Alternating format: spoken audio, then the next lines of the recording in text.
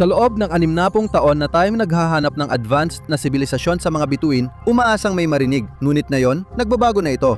Hi Josh! Sa episode na yon ng The Infographic Show, ipapaliwanag namin kung bakit hindi na nakikinig ang mga siyentipiko sa mga alien. Hinahanap na nila ang mga ito.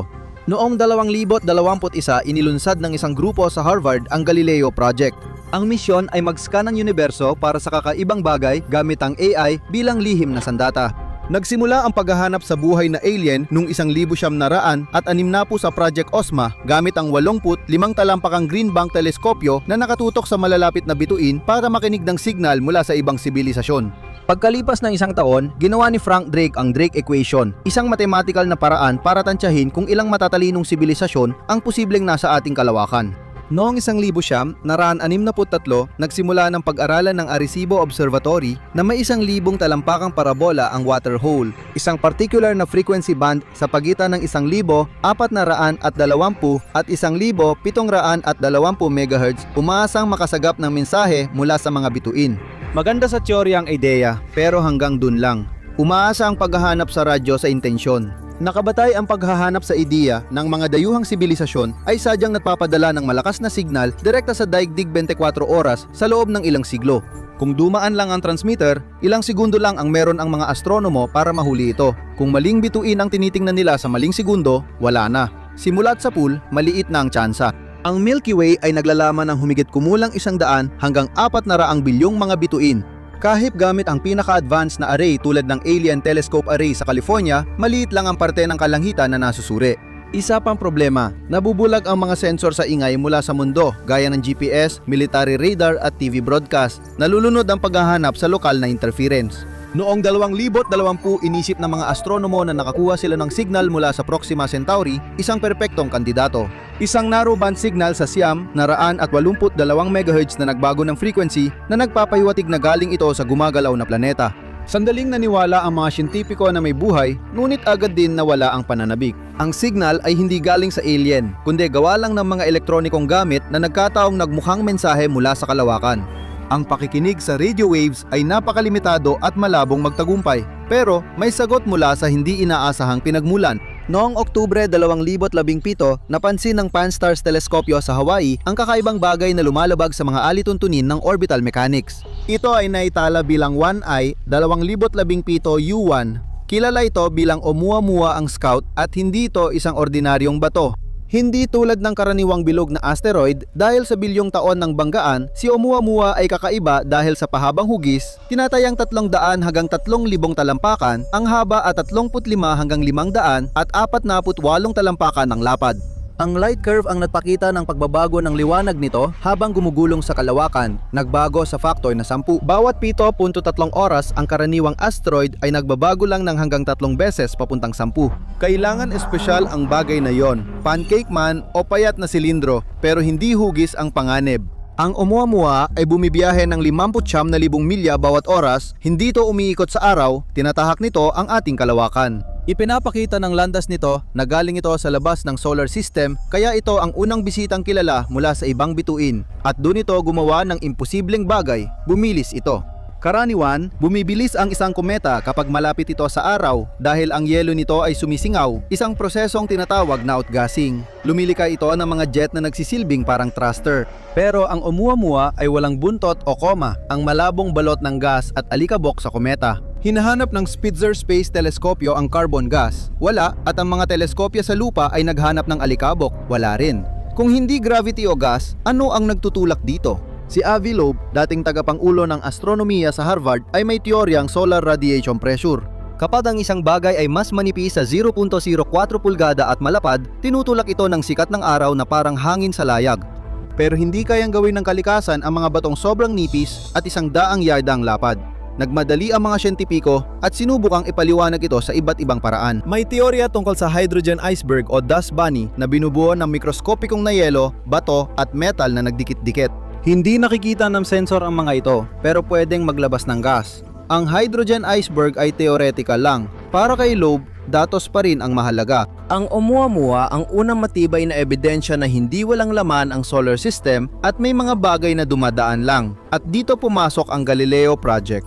Layunin ng estratehiya ang pagtatayo ng global network ng All-Sky Observatory. Ang una ay aktibo na sa Harvard. Ang mga karaniwang teleskopyo ay tumitingin lang sa napakaliit na bahagi ng kalangitan ng ilang oras, kaya hindi ito magagamit para mahuli ang hypersonic na Unidentified Anomalous Phenomena o UAP. Ang mga sensor ng Galileo ay nagmamasid sa buong hemisphere 24/7. Ang optical camera na may fisheye lens ay nakakakuha ng buong kalangitan sa mataas na resolusyon, kaya kitang-kita ang detalye ng ibabaw kahit malayo. Kasama ng passive infrared sensors, natutukoy nila ang init mula sa propulsion at friction sa atmosfera. Gumagamit ang sistema ng passive audio, nakikinig sa acoustic signature. Nagkakaroon ba ng sonic boom ang bagay o tahimik lang? May ugong ba ito? Dito na ginagamit ang custom na AI. Sinasanay ng team ang machine learning algorithm para salain ang kalangitan. Milyon-milyong larawan ang pinoproseso ng sistema gaya ng ibon, drone, eroplano, Starlink satellite at weather balloon. At natututo ang AI ng mga katangian ng paglipad ng bawat isa. Natutunan nito na ang mga eroplano ay kumikiling kapag lumiliko. Natutunan nitong pumapagaspas ang mga ibon. Natutunan nitong ang satellite ay gumagalaw sa isang tuwid at predictable na arko. Kapag natutunan ng AI ang ingay sa background, binubura ito at itinatapon ang 99% ng datos. Anomaly lang ang natatandaan o nafa-flag. Hindi alam ng AI ang itsura ng UFO dahil wala itong larawan ng flying saucer sa database. Hinahanap lang nito ang pisika na di dapat umiiral at kawalan ng mga inaasahang katangian. Pero naisip ng Galileo Project na ang pagtingala ay kalahati lang ng laban. Kung may trapikong dumaan sa solar system ng bilyong taon, tiyak may ilang bumagsak. Noong 2019, nakuha ni Avi Loeb at Amir Siraj ang access sa Center for Near-Earth Object Studies Database, isang katalogo ng mga meteor na minomonitor ng US government gamit ang spy satellite. Dinisenyo ang mga satellite para makita ang paglulunsad ng nuclear missile, kaya eksakto ang datos sa mga pumapasok sa atmosfera. May natukoy na target noong Enero 8, 2014. Isang meteor na may diametrong 1.5 talampakan ang sumabog sa Pacific malapit sa Papua New Guinea, ngunit imposible ang datos. Ang IM-1 o Interstellar Meteor 1 ay tumama sa atmosfera sa bilis na 28 milya bawat segundo na nagbigay ng ideya sa pinagmulan nito. May limitasyon sa bilis ang mga umiikot sa araw, pero nilabag ito ng IM-1, hindi ito nakulon ng grabidad ng araw. Galing ito sa malalim na kalawakan at simula pa lang yon. Kapag pumasok ang meteor sa atmosfera, tumataas ang presyon sa hangin hanggang sumabog ito. Ram pressure. Hindi sumabog ang IM-1 hanggang sa mababang bahagi ng atmosfera. Kinaya nito ang 174 na megapascals ng presyon. Sa lahat ng 273 meteor sa CNEOS catalog, ang IM-1 ang itinuturing na pinakamatibay na meteor na naitala. Ito ay nagbubukas ng nakakakilabot na tanong. Bakit ang unang interstellar na bagay na natuklasan ay siya ring pinakamatibay na material? Hinala ni Loeb na hindi ito bato. Ang hinala ay isa itong katawan ng isang probe. Kinumpirma ng US Space Command sa isang memo na pinatunayan ng trajectory data ang interstellar na pinagmulan nito na may 99.9% na katiyakan. Iyon ang hudyat na hinihintay ng mga astronomo. Noong Hunyo 2023, inilunsad ng Galileo Project ang isang misyon ng pagbawi. Kinontrata ang barkong Silver Star para maglayag sa impact zone sa baybay ng Manus Island. 6 na milya ang haba ng target area at 1.2 milya ang lalim. Ang misyon ay hanapin ang labi ng bagay na kasing laki ng microwave naglaho 9 na taon na ang nakalipas. Gumawa ng magnetic sled na ibinaba at hinila sa ilalim ng dagat gamit ang winch para mangolekta ng magnetic particle. Sinimula na ang paghahanap ng spherules. Kapag nasusunog ang meteor o spaceship, ang tunaw na material ay nahuhulog bilang maliliit na patak at tumitigas bilang perpektong bilog sa tubig. Ilang linggo nilang nakita lang ay itim na putik, buhangin ng bulkan, patay na plankton at basurang gawa ng tao. Salita ng crew sa paglilinis ng magnet at pagsusuri ng putik sa mikroskopyo. Sa huli, nahanap nila ang hinahanap. Maliliit na metalikong bolitas, mas maliit sa 0.04 pulgada ang diametro, kulay ginto, asul at kayumanggi na kapansin-pansin sa itim na abo ng bulkan. Mahigit 700 spherules ang nakolekta, dinala sa Harvard at sinuri gamit ang mass spectrometer kung saan nakakagulat ang resulta. Ipinakita ng pagsusuri ang pattern na belaw na may mataas na beryllium, lanthanum at uranium. Ang kemikal na fingerprint ay malinaw na mula sa daigdig, lalo na sa abo ng uling. Eksaktong tugma ang uranium isotope sa ating planeta. Umasa ang grupo ni Loeb sa iron isotope, hindi uranium, para patunayan ang pinagmulan mula sa labas ng solar system. Ipinapakita nito ang dalawang posibilidad. Ang IM-1 ay mula sa kakaibang bahagi ng kalawakan o artipisyal ang material. Ginagamit ang beryllium at lanthanum sa haluang metal na gawa ng tao para sa tibay at resistensya sa init gaya ng aerospace, landing gear at heat shields. Ginagamit naman ang uranium bilang fuel. Kung ito ay isang natural na bato, ito ay isang batong hindi pa kailanman naitala sa kasaysayan ng heolohiya. Kung ito ay artipisyal, maaaring ang natunaw ng mga piraso ng isang alien probe ang natagpuan. Lubos na binago ng IM-1 at Oumuamua ang estratehiya. Sa darating na dekada, plano ng Galileo Project ang susunod na yugto, pagharang. Ang Vera C. Rubin Observatory sa Chile ay gumagamit ng 3,200 megapixel na kamera upang iskan ang buong katimugang kalangitan kada 4 na araw. Sa ganitong sensibilidad, ang makakita ng isa pang Oumuamua kada dekada ay konserbatibong pagtataya. Maaaring mas madalas lumitaw ang mga interstellar na bagay kaysa akala natin mula ilang beses kada dekada hanggang ilang beses kada taon.